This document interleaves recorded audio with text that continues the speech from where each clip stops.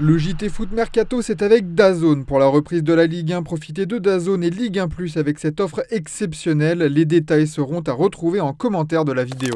Bonjour à toutes et à tous, j'espère que vous allez bien. Bienvenue dans ce dernier JT de la semaine sur Foot Mercato. La Ligue des Champions a repris ses droits cette semaine avec 3 soirées européennes qui nous ont offert un grand spectacle, mais dont les résultats des clubs français ont été bien moins bons qu'espérés. Si le PSG a très bien commencé en surclassant l'Atalanta Bergame 4-0 au Parc des Princes, l'OM et surtout Monaco sont tombés dès la première journée de phase de Ligue, ce qui n'arrange pas du tout l'indice UEFA de la France. Si la défaite de l'OM reste honorable au vu de l'adversité et du scénario du match, celle de Monaco 4-1 contre Bruges fait office de bonnet d'âne pour l'Hexagone. Résultat, la France n'y est pas pour l'instant et se retrouve déjà à la traîne au classement de l'indice dominé à titre anecdotique par Chypre. La France se retrouve donc 17ème au classement après une journée, il va falloir se reprendre. D'ailleurs, lors du match contre Bergame, on a pu voir que Marquinhos est resté le capitaine du PSG suite au vote organisé au sein du vestiaire parisien. Le Brésilien conserve la confiance de ses partenaires et garde le brassard. Il a devancé Vitinha, Hakimi ou Dembélé dans les votes. La cérémonie du Ballon d'Or approche à grands pas. Vous pourrez d'ailleurs suivre notre live en direct sur YouTube à partir de 20h30 lundi, mais un joueur important manquera à l'appel de la grande soirée.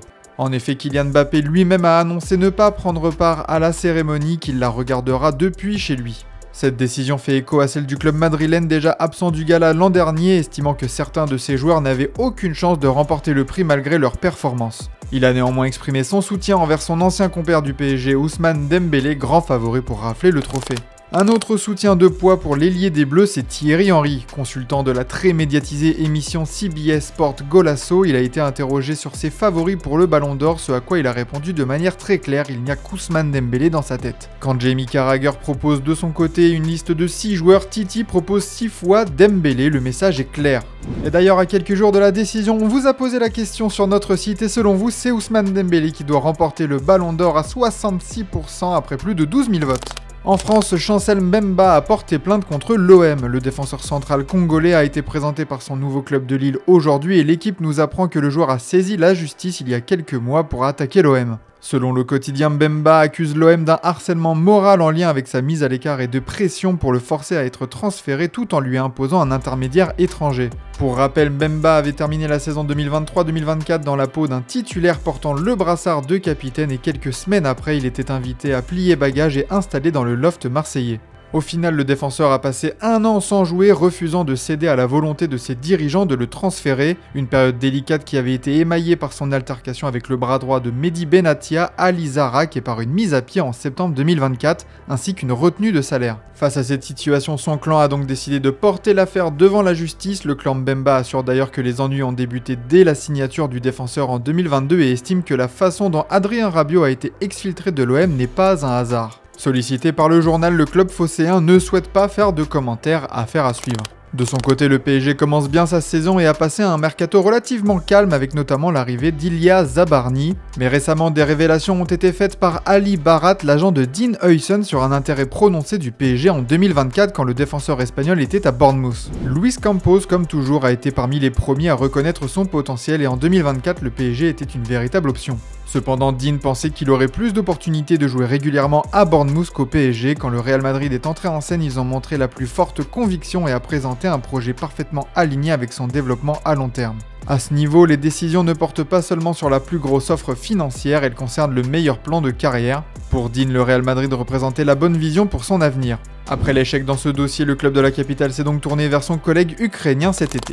Toujours au PSG, Luis Enrique attire les convoitises. Son aventure au PSG est pavée de succès et liée avec le club parisien jusqu'en 2027. L'avenir de l'ancien sélectionneur de l'Espagne va commencer tout doucement à faire parler. Régulièrement félicité par ses pairs concernant le travail réalisé au PSG, en Catalogne aussi on est fier du chemin parcouru par celui qui a mené le Barça à sa dernière Ligue des Champions en 2015, au point de vouloir voir revenir Luis Enrique en Catalogne dans un avenir proche. Ce vendredi, Sport remet le sujet sur la table et lâche quelques petites indiscrétions. Ainsi, le média catalan explique que Luis Enrique, qui est parfaitement au courant de la situation du Barça qui va entrer dans une année électorale, rêve toujours de retrouver un jour le FCB. Sport précise qu'il a indiqué à plusieurs reprises auprès de son entourage qu'il serait ravi de retrouver le Barça, alors vraie rumeur ou tentative de déstabilisation avant le choc Barça-PSG du 1er octobre, à vous de voir. À l'étranger, une réunion au sommet est prévue entre Ruben Amorim et Jim Ratcliffe, propriétaire de Manchester United. On le sait, les résultats des Red Devils ne sont pas convaincants et les spéculations spéculations vont bon train concernant l'entraîneur portugais. Depuis sa nomination en novembre 2024, Ruben Amorim peine à inverser la stagnation héritée de l'ère Ten Hag, Manchester United n'ayant remporté qu'un seul match depuis le coup d'envoi de la saison 2025-2026 et a été éliminé de la Carabao Cup par Grimsby, club de League 2 en D4. À peine arrivé au centre d'entraînement, Ratcliffe devrait s'entretenir avec Amorim afin de faire le point sur l'avenir proche et peut-être de discuter de ce qui est mis en place pour inverser la tendance. Amorim de son côté avait réaffirmé son envie de croire en son système, Ratcliffe sera peut-être plus persuasif que les fans qui réclament depuis longtemps un changement. D'ailleurs, chez les fans de Manchester United, il réclame de plus en plus son départ aussi, d'autant plus après le doublé de Marcus à Rashford avec le Barça contre Newcastle hier soir. L'attaquant anglais de 27 ans qui avait été mis de côté par le manager portugais a fait vibrer les tribunes avec un doublé spectaculaire. D'abord un coup de tête précis à la 58e minute suivi d'une frappe tonitruante dans la lucarne à la 69e. Et sur les réseaux sociaux, on a pu voir les supporters mancuniens qui n'ont pas caché leur frustration contre Amorim, l'accusant de ne pas savoir gérer ses talents et s'être débarrassé d'un joueur de classe mondiale. En plus de ça, il lui a été reproché d'avoir donné avant même son départ le numéro 10 qui lui appartenait à Mateus Cunha, arrivé cet été. Si en plus des pauvres performances de son équipe, Amorim est mis sous pression par celle de ses placardisés, combien de temps pourra-t-il tenir? En Espagne, l'affaire Negreira reprend de plus belle avec les auditions des anciens présidents du Barça, Sandro Rosell et Josep Maria Bartomeu, qui ont nié devant la justice avoir acheté les faveurs d'arbitres dans cette affaire. Entendus au tribunal de Barcelone, ils sont soupçonnés d'avoir versé avec le club plus de 7 millions d'euros entre 2001 et 2018 à José María Enríquez Negreira, ancien vice-président du comité technique des arbitres. Une enquête retentissante en Espagne qui cherche à savoir si ces paiements ont pu servir à influencer des arbitres et donc fausser la compétition. Le Barça assure pour sa part qu'il ne s'agissait que de simples rapports de conseil sur l'arbitrage. Bartomeu a affirmé que ses services consistaient en des analyses d'avant et d'après-match assorties d'un suivi régulier et qu'il donnait lieu à une contrepartie financière claire et transparente. Sandro Rosell a également soutenu cette version, précisant que les paiements avaient été hérités de directives antérieures. D'ailleurs, il n'y a pas que les anciens présidents qui seront entendus par la justice espagnole, Luis Enrique le sera aussi. Selon les informations de Marca, il doit témoigner devant la juge Alejandra Gil le 12 décembre prochain. La présence du coach du PSG s'explique par le fait qu'il était sur le banc du Barça durant la période étudiée. La justice espagnole va donc tenter de déterminer si Luis Enrique, tout comme Ernesto Valverde, avait connaissance de ces rapports sur l'arbitrage et s'il s'en était servi. Au Portugal, José Mourinho est le nouvel entraîneur du Benfica et si son arrivée fait grand bruit au Portugal, une certaine clause dans son contrat est à souligner. Le contrat signé jusqu'à la fin de la saison 2026-2027 comporte une clause particulière qui stipule que chaque partie pourra décider de mettre fin à l'aventure dès la saison suivante dans un délai de 10 jours après le dernier match de la saison. Cette disposition offre à Benfica et à Mourinho une marge de manœuvre stratégique leur permettant d'évaluer l'efficacité de leur collaboration avant de s'engager sur le long terme, une sorte de période d'essai en somme.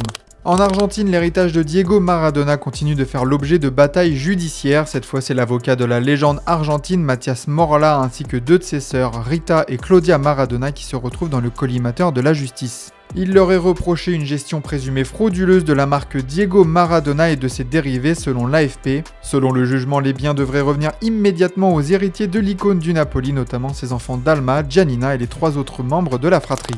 On passe aux officiels du jour avec l'OL qui prolonge son jeune talent de 17 ans Alejandro Gómez Rodríguez.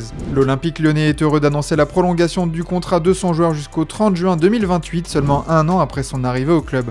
Grand espoir de la génération 2008, l'international anglais U18, passé notamment par Southampton, a été récompensé de ses performances avec le groupe Pro 2 l'an dernier en faisant ses débuts professionnels face à Lens lors de la première journée de Ligue 1, peut-on lire dans le communiqué. La décision est tombée, on sait où se jouera le choc entre le Barça et le PSG et c'est finalement à Montjuïc dans le stade olympique que cela se fera.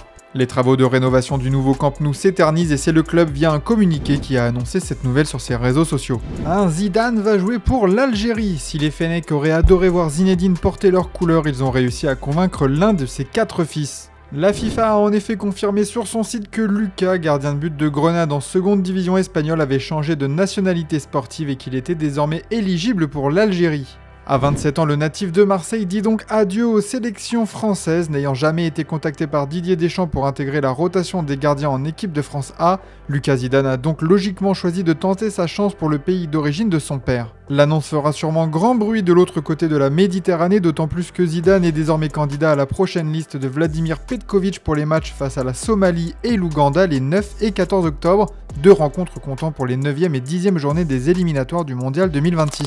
On se quitte avec l'image du jour. Kevin De Bruyne a retrouvé son ancien club de Manchester City hier soir en Ligue des Champions, l'occasion pour lui d'effectuer un tour d'honneur devant son ancien public. Merci de votre fidélité, on se donne rendez-vous demain pour de nouvelles vidéos sur Foot Mercato.